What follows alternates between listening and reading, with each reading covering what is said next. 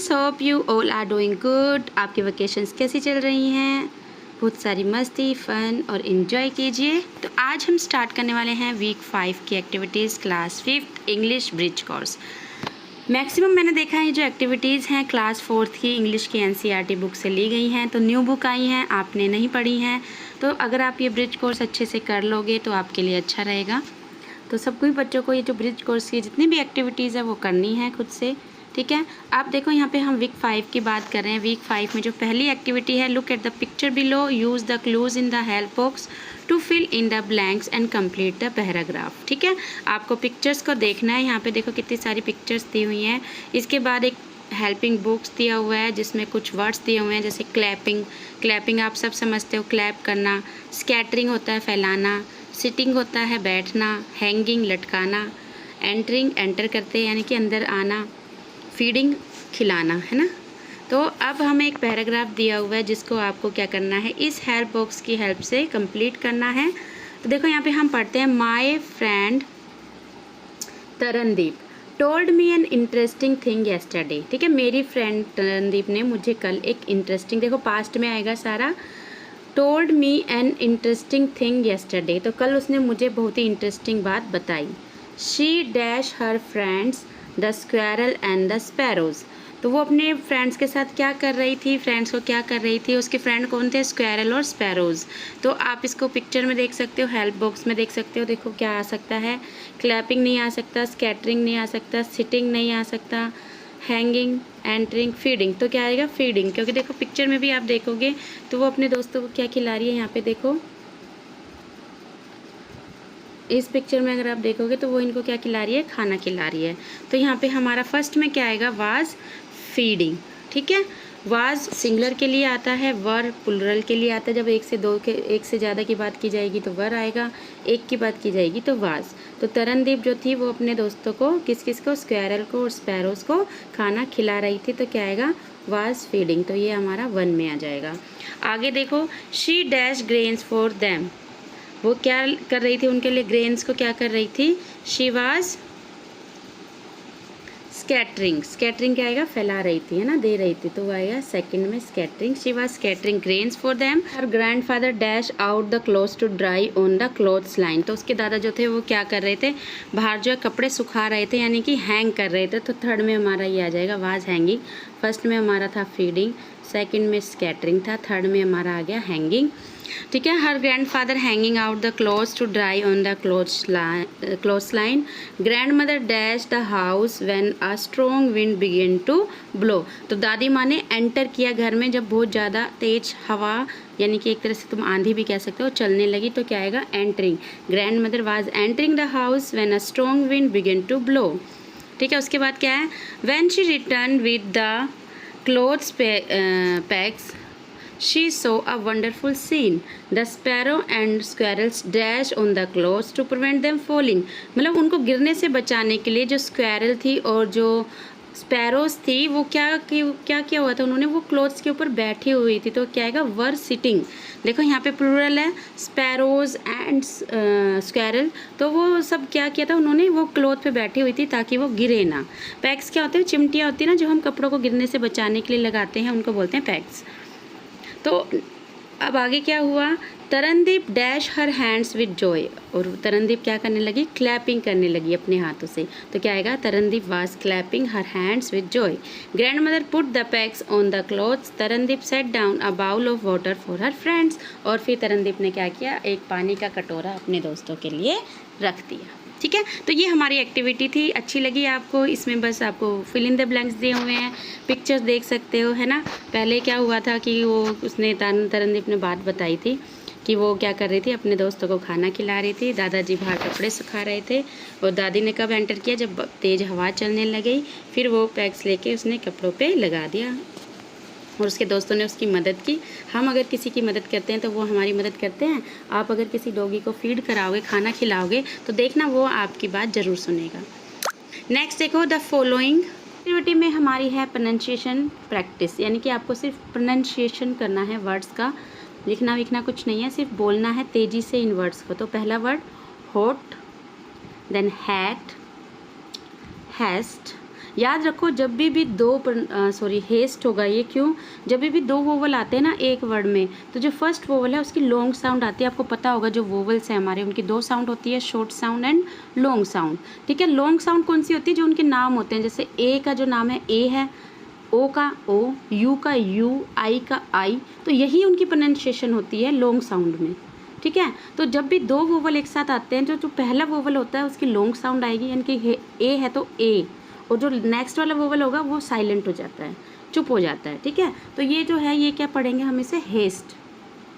इसी तरह से नेक्स्ट है हॉलीडे, होम। अब देखो ओ को हमने ओ पढ़ा, ई हमारा साइलेंट हो गया, home.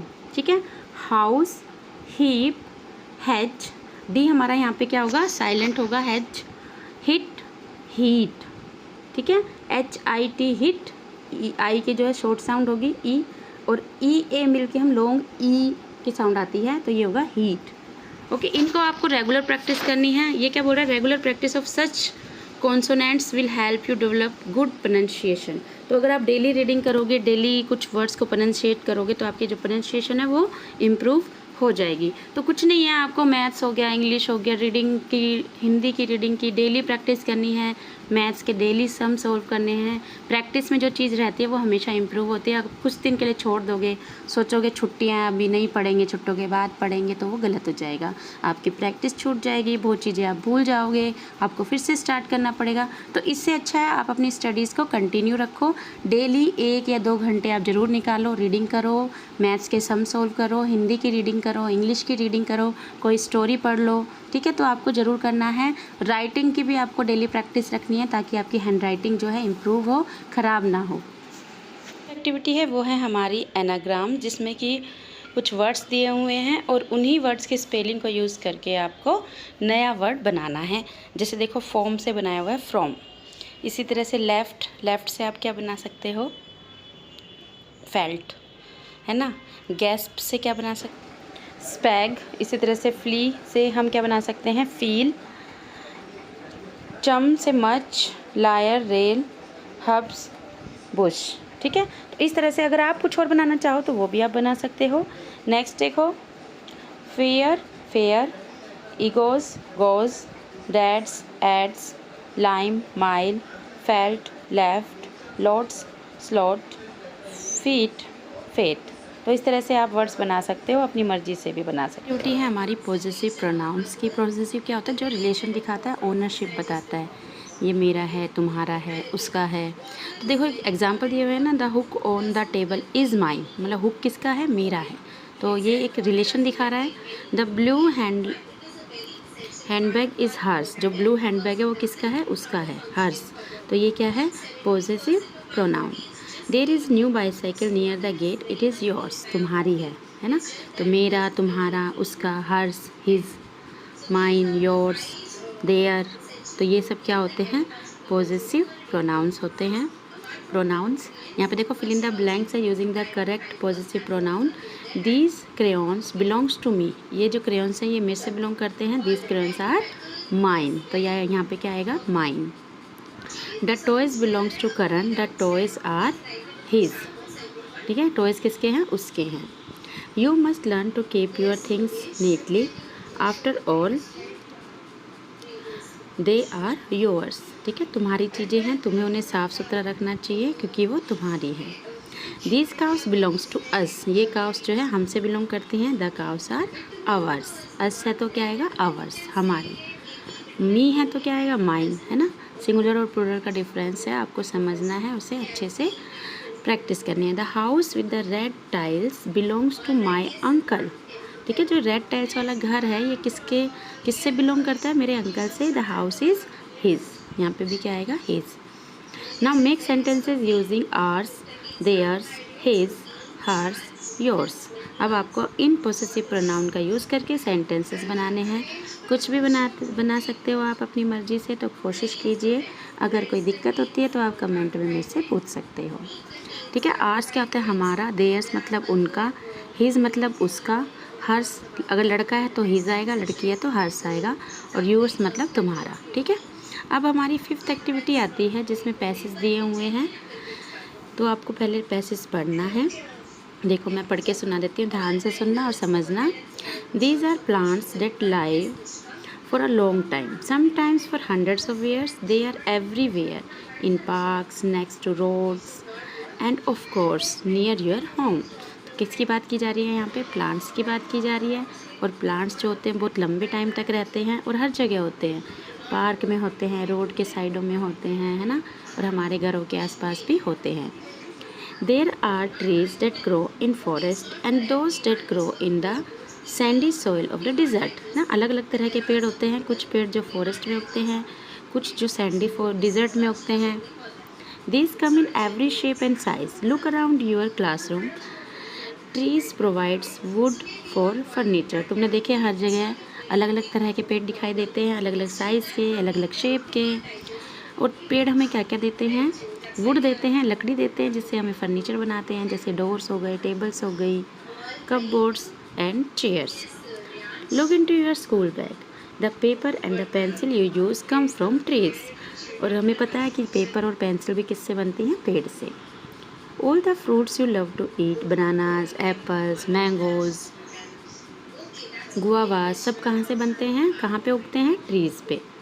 Even the chocolate you eat comes from trees. Not only that, trees help you to clean your teeth too.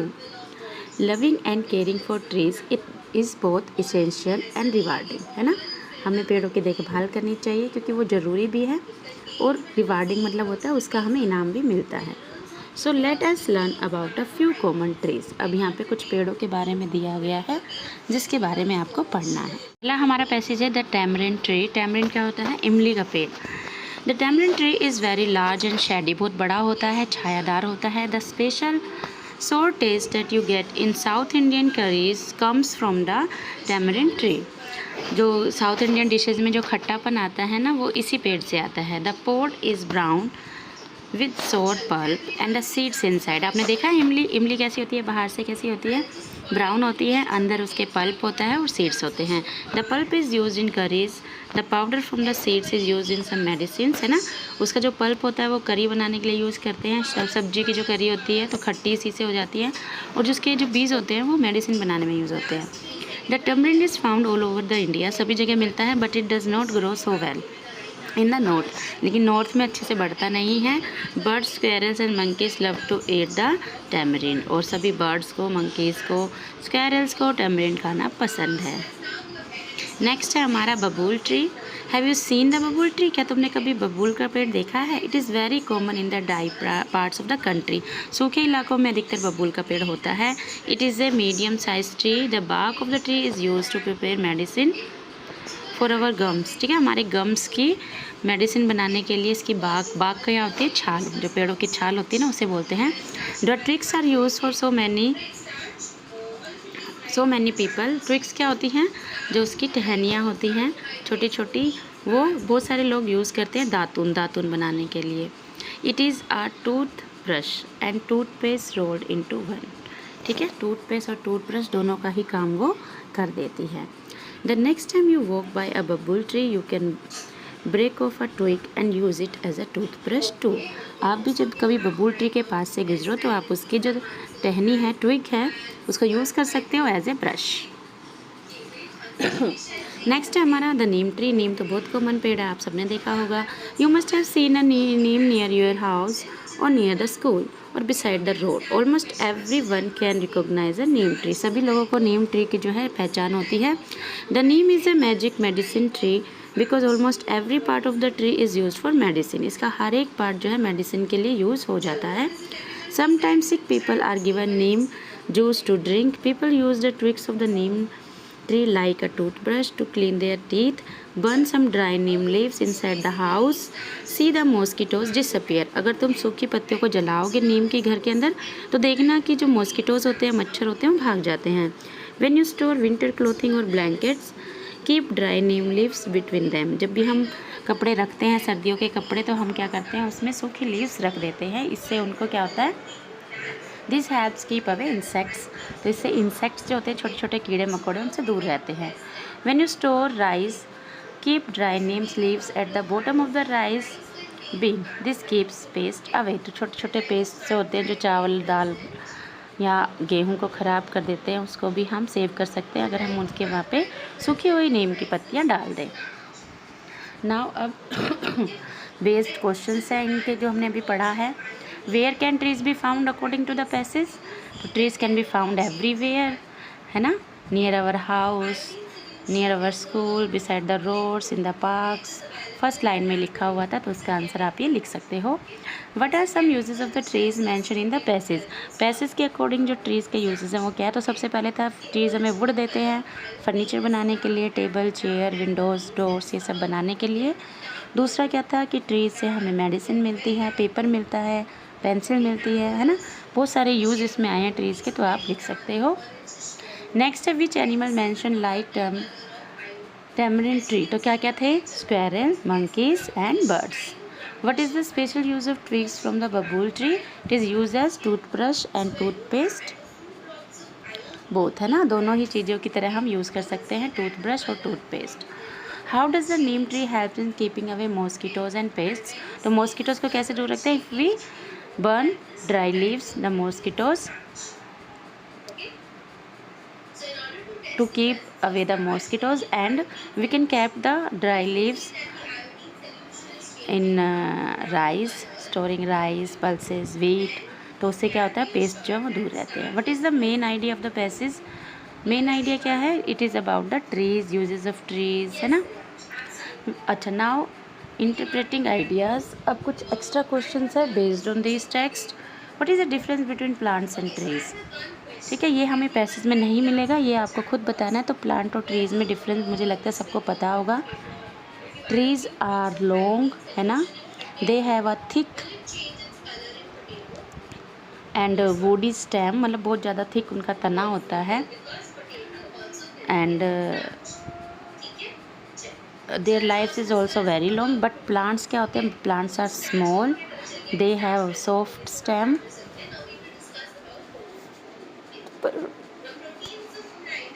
आप डिफरेंस लिख सकते हो ट्री में और प्लांट में। नेक्स्ट है name a tree which has root grows from the branches. तो आपको पता ही होगा, आपने देखा होगा कौन सा ट्री है? बनियन ट्री, है ना, उसके जो ब्रांचेस होती हैं उसी पे जो है रूट्स निकल आती हैं।